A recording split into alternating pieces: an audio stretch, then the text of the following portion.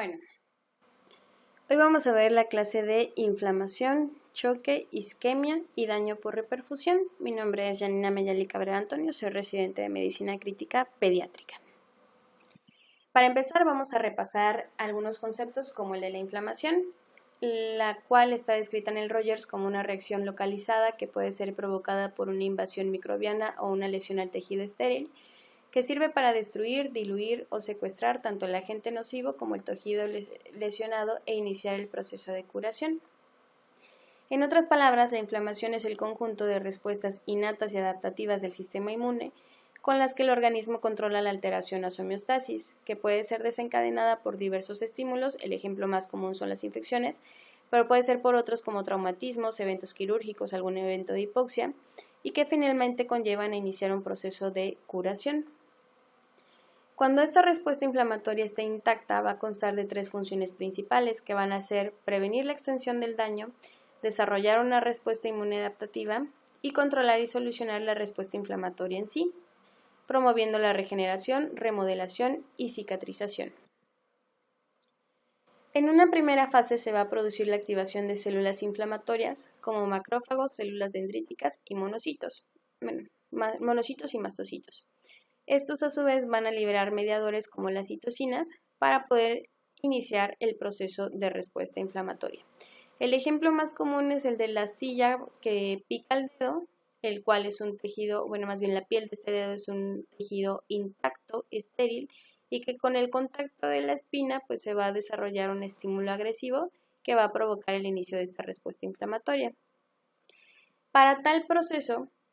tenemos en la célula receptores de reconocimiento de patrones, abreviados como PRR, los cuales van a ser representados por una familia que son los receptores tipo TOL, aunque hay otros más. Y estos a su vez van a reconocer a los patrones moleculares asociados a patógenos, que son los PAMs, o a los patrones moleculares asociados a daño, que son los DAMs. Posterior a este reconocimiento van a iniciar la liberación de las citocinas, junto con reactantes de fase aguda, lo cual va a llevar al reclutamiento de los leucocitos, a la activación de células endoteliales que van a hacer que estos leucocitos, principalmente los neutrófilos, se adhieran al tejido,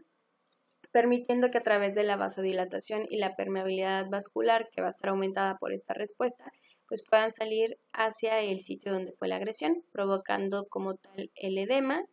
llevando mediadores de inflamación para la eliminación de microbios y del tejido muerto. Y posterior a que pase todo este proceso, pues se van a liberar citocinas antiinflamatorias y factores de crecimiento que van a provocar o a permitir que las proteínas y las células de matriz extracelular reparen este tejido.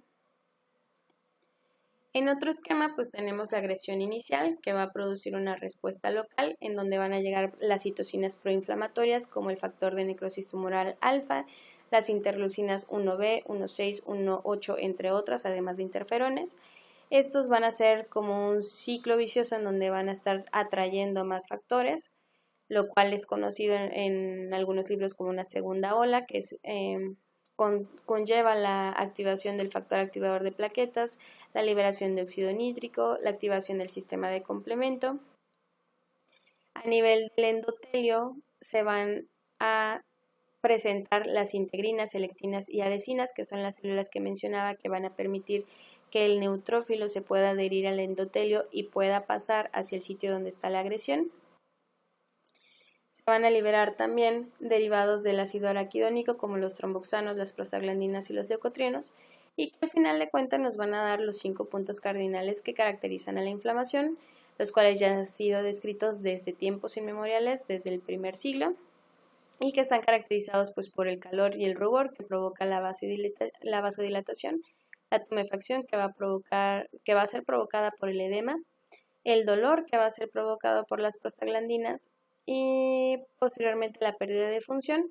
que en esta imagen lo marca como una disrupción en el tiempo, ya que esta pérdida de función fue un signo cardinal que se agregó después con el aporte de Virchow a la inflamación. Cuando esta respuesta está regulada, van a actuar también las citocinas antiinflamatorias como la interleucina 4, la 10 y la 11, haciendo que esta respuesta se frene, se limite y que posteriormente pasemos al proceso de recuperación. Sin embargo, si el síndrome inflamatorio progresa, se va a iniciar una segunda fase con la activación del sistema endocrino, autocrino y parácrino que va a conducir a una respuesta inflamatoria sistémica. Si la respuesta sigue siendo desfavorable, la evolución de este síndrome va a dar lugar a una tercera fase, que es una fase de disfunción y falla orgánica múltiple. Por lo general, o se describe que el síndrome de distrés respiratorio agudo pues va a marcar el inicio de esta etapa, conllevando después a la disfunción de los demás sistemas en el cuerpo y haciendo lo que se conoce el síndrome de disfunción orgánica múltiple.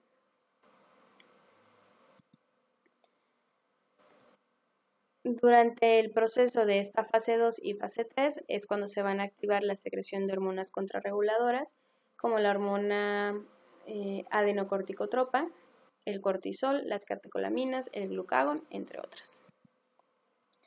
Y al final de cuentas, pues es así como se desarrolla la respuesta inflamatoria, que es un punto importante que vamos a tener en cuenta para el desarrollo de la clase. Ahora, el segundo concepto que vamos a ver es la isquemia, la cual se define como la reducción drástica del suministro de oxígeno en una región del tejido o en todo el organismo, que produce alteraciones en el metabolismo celular, molecular y secuelas de disfunción. Esto va a ser producido por una reducción del suministro de oxígeno, como se mencionó, puede ser también por el aumento de los requisitos metabólicos o por el deterioro de la utilización del oxígeno. Si no se revierte en un periodo corto, el metabolismo celular alterado va a progresar hasta agotar las reservas energéticas, la acumulación de desechos se va a volver más importante, la acumulación de productos tóxicos y van a conllevar a una muerte celular. Ahora, es necesario recordar otro concepto de fisiología, el cual es la ecuación de Fick, en donde nos menciona que la administración de oxígeno o la entrega de oxígeno más bien va a depender del contenido arterial de oxígeno, la cual va a depender de la hemoglobina y de la afinidad que tenga por el oxígeno y del gasto cardíaco. El gasto cardíaco a su vez va a depender del volumen sistólico y de la frecuencia cardíaca y el volumen sistólico a su vez va a depender de la precarga, la contractilidad y la poscarga. Es necesario recordar que en el caso de los pacientes pediátricos que no tienen desarrollado el 100% el volumen ventricular o más bien el volumen de la masa ventricular, pues la frecuencia cardíaca va a ser el principal factor que va a intervenir en el gasto cardíaco. Sin embargo, pues todos los factores que vemos aquí van a conllevar a la correcta administración o inadecuada administración de oxígeno. Como un repaso, nada más hay que precisar que la precarga es el volumen de sangre en el ventrículo antes de la contracción, la contractilidad es la intensidad de la fibra miocárdica con la cual se contrae, valga la redundancia, y la poscarga pues es la resistencia contra la que el ventrículo eyecta. Ahora, ya que estamos en las definiciones y teniendo en cuenta estos conocimientos, pues definamos lo que es choque. El choque es el estado crítico que resulta en una administración inadecuada de oxígeno y nutrientes para satisfacer el requerimiento metabólico tisular. Existen 3 etapas que lo caracterizan, que son el factor causante, la respuesta compensatoria y la lesión por isquemia y reperfusión. En una primera fase, la respuesta neurohormonal va a tratar de activarse para mantener la presión sanguínea y preservar la perfusión. Para poder hacerlo tenemos diversos mecanismos compensatorios como el aumento de la frecuencia cardíaca, el aumento de las resistencias vasculares sistémicas o el aumento de la resistencia esplácnica. Y estos mecanismos compensatorios a través de sus órganos en donde se van a llevar a cabo, pues nos van a permitir ver signos en nuestro paciente que nos van a permitir identificar un estado de choque temprano en ellos. Cuando esta respuesta falla, el choque va a progresar a un estado de descompensación, el cual va a estar caracterizado precisamente por la caída de la presión sanguínea y va a ser reconocido como un choque hipotenso o descompensado. Si nosotros no intervenimos en este punto, pues finalmente vamos a caer en el paro del paciente con su consecuente defunción si no se actúa de forma adecuada. Ahora tenemos 5 tipos de choque. Son el hipovolémico, el distributivo, cardiogénico, obstructivo y disociativo. En el caso de los pacientes pediátricos, el más común es el choque hipovolémico,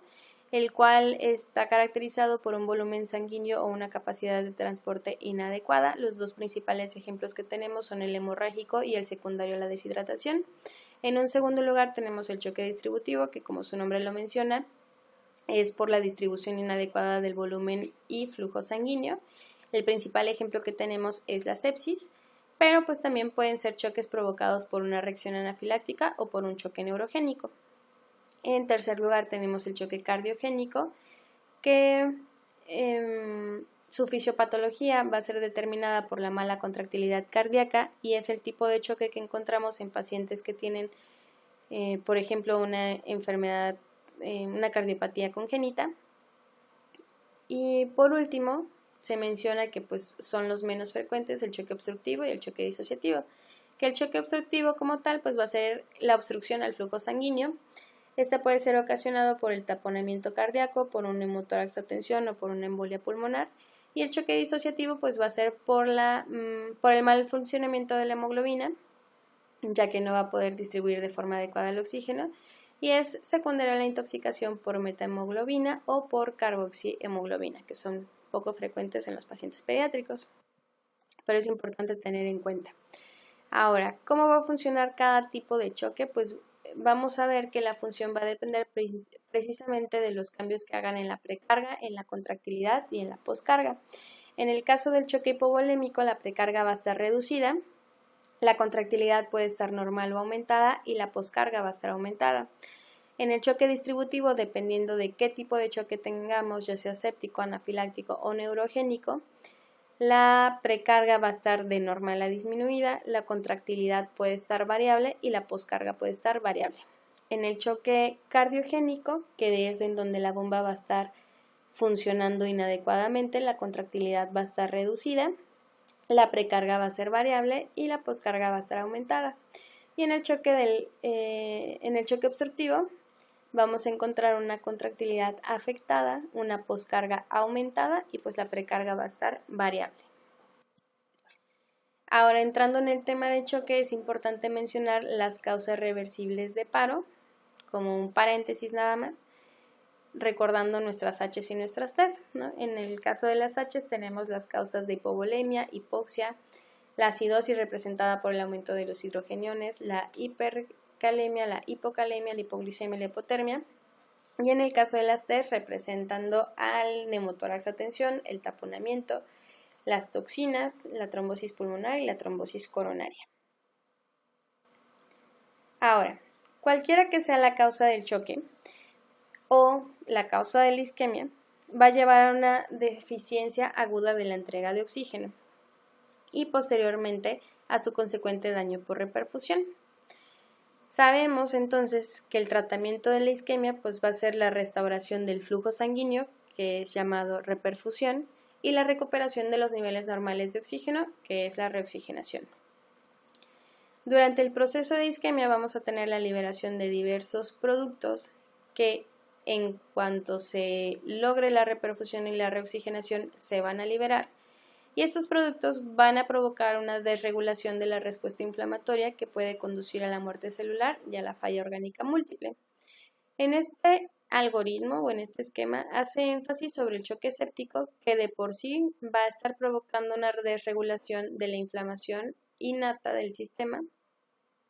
y que pues va a ser un proceso agregado a este daño por reperfusión. Otro concepto que debemos de recordar dentro de este tema pues es que bajo condiciones normales la glucosa se va a convertir en energía en adenosintrifosfato, representado como moléculas de ATP a través de un proceso de oxidación. Este proceso de oxidación se va a llevar a cabo en la mitocondria. Después del inicio de la isquemia, la célula va a cambiar este metabolismo oxidativo a una glicólisis anaeróbica ineficiente, donde el producto final van a ser solamente 2 moléculas de ATP versus las 38 moléculas de ATP que teníamos a través del metabolismo oxidativo. Esta reducción en el oxígeno entonces va a provocar que la mitocondria no funcione de forma adecuada, trayendo una disminución de las moléculas de ATP, provocando el colapso de las bombas dependientes de ATP, como la bomba sodio-hidrogeniono,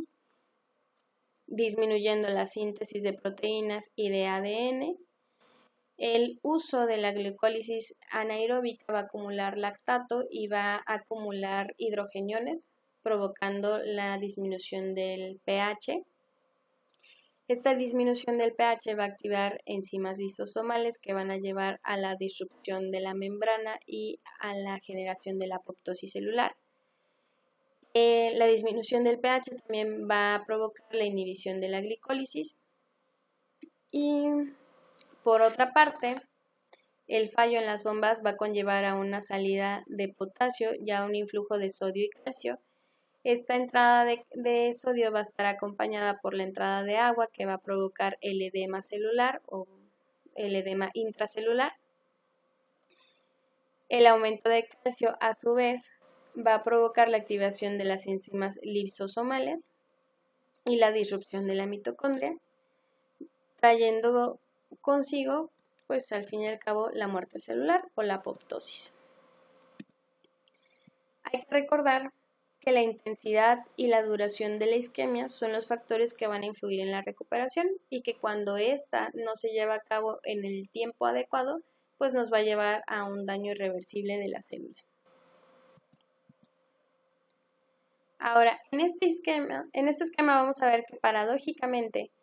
la meta del tratamiento de la isquemia, que es promover la reperfusión celular, pues también nos va a traer el daño por reperfusión y ahorita lo vamos a ver de una forma más detallada. Entonces tenemos que la isquemia producida por la hipoxia va a conllevar una disminución del aporte de los nutrientes, va a disminuir la función de ATP o las reservas que tenemos de ATP. Estas reservas de ATP van a provocar que nuestras bombas no funcionen de forma adecuada con la pérdida de la regulación del gradiente de transmembrana, trayendo consigo el edema que ya habíamos mencionado, la activación de fosfolipasas que nos va a llevar a una muerte celular, así como los productos de degradación celular, como la urea y la santinodeshidrogenasa, que van a activar a la santinoxidasa, que es uno de los mecanismos por los cuales la célula libera más radicales libres de oxígeno, que ahorita vamos a ver en el daño por reperfusión, y que finalmente pues este conjunto de respuestas nos va a llevar al punto de la muerte celular a través del fracaso de la respiración mitocondrial y de la peroxidación lipídica. Por otro lado, además de la isquemia, el daño por reperfusión se va a llevar secundario al edema que existe ya en la célula, a este calcio intracelular que tenemos en la célula y el gran flujo de oxígeno libre que, junto con la santinoxidasa, la mala función de nuestra mitocondria, pues va a provocar la liberación de especies reactivas,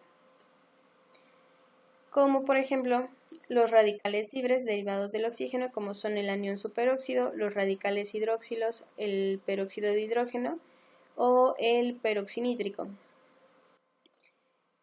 Los mecanismos a través de los cuales van a hacer daño estos radicales libres van a ser a través de la oxidación de las proteínas, la oxidación de los lípidos y el daño que hacen en el ADN. Hay que recordar que estos radicales libres son formados por la reducción de oxígeno en la mitocondria, las enzimas como la santinoxidasa que ya habíamos mencionado, y también intervienen otros procesos como el citocromo P450 en la mitocondria, la óxido nítrico sintasa, la ciclooxigenasa, la autooxidación de las catecolaminas, para que estos radicales libres se formen. Estos reactivos, pues como ya lo mencionaba, van a causar daño por dos mecanismos. Directamente dañando las macromoléculas como son los lípidos y las proteínas, y a través de la programación de la célula para la apoptosis, que va a ser dañando el ADN mitocondrial y pues el ADN de los genes que tenemos en nuestra célula. Entonces tenemos que en los primeros minutos de la reperfusión el pH se va a restaurar a los valores normales. Sin embargo, la sobrecarga de calcio, la sobrecarga de fosfato que vamos a tener en ese momento, el agotamiento de los nucleótidos por el daño al ADN, va a favorecer la apertura del poro de transición de permeabilidad de la mitocondria. Esta a su vez va a liberar mayor cantidad de radicales libres, los cuales van a dañar a las macromoléculas, a los lípidos, a las proteínas y al ADN, y van a conllevar una serie de respuestas que van a determinar el daño a la célula. Entonces tenemos eso en una parte. Por otra parte, la liberación, o más bien el aumento de la permeabilidad mitocondrial va a provocar una liberación del calcio intracelular, disipando el potencial de transmembrana y desacoplando el sistema de transporte de ATP, otra vez cayendo en el fracaso de la respiración mitocondrial y en la muerte celular. De tal forma que las especies reactivas, los mediadores de la inflamación, los productos de las bacterias, si tenemos el caso de un choque séptico, la concentración del óxido nítrico, van a perjudicar la relajación vascular, van a predisponer al endotelio a la agregación plaquetaria y a la adhesión leucocitaria. Y volvemos otra vez al punto de la respuesta inflamatoria, en donde los receptores tipo TOL van a reaccionar ante ante los patrones de moléculas de daño celular y van a desencadenar nuevamente pues la respuesta inflamatoria junto con la activación del sistema de complemento y pues haciendo que esta respuesta inflamatoria se vuelva bastante desregulada, como podemos ver aquí, en un tejido normal, perfundido normal, pues tendríamos restaurada nuestro endotelio, no permitiendo el paso de estas células. Sin embargo, en el daño por reperfusión o en la lesión isquémica, pues vamos a ver que esta respuesta está alterada y vamos a estar constantemente en una respuesta inflamatoria que pues se va a ciclar.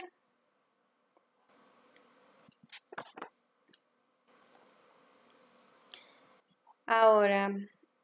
todo esto que hemos estado repasando y que hemos estado hablando, pues nos va a hablar de un paciente crítico, ¿no? Como son los pacientes que nosotros tenemos. Y el saber cómo se comportan estos mediadores y esta respuesta, pues nos va a permitir monitorizar a nuestro paciente de cierta forma a través de diversos recursos. Algunos de ellos son la saturación de vena, con la diferencia de contenido de oxígeno arteriovenosa, la producción de lactato, que también nos va a dar un pronóstico sobre cómo va nuestro paciente, y los reactantes de fase aguda, además del aumento de los leucocitos que podemos ver en la biometría hemática. Y bueno, pues todas estas van a ser herramientas que nos van a permitir saber en qué punto de el choque, en qué punto de la isquemia o en qué punto del daño por reperfusión estamos con nuestro paciente. Es importante decir también que bajo condiciones fisiológicas, las células tienen cierta tolerancia a estas especies reactivas, metabolizándolas en agua y en otras moléculas más estables. Estas vías incluyen antioxidantes intracelulares como la vitamina C, la vitamina E, los betacarotenos, minerales como el cobre, el zinc, el manganeso o el selenio, y otras sustancias como la glutamina, por ejemplo. Desafortunadamente, estas reservas se depletan y no existe información suficiente de qué tan beneficiosa sea la suplementación. Sin embargo, es algo que hacemos en nuestra práctica diaria. Otra cosa importante que mencionar es que estudiando estas interacciones y las reacciones que causan estos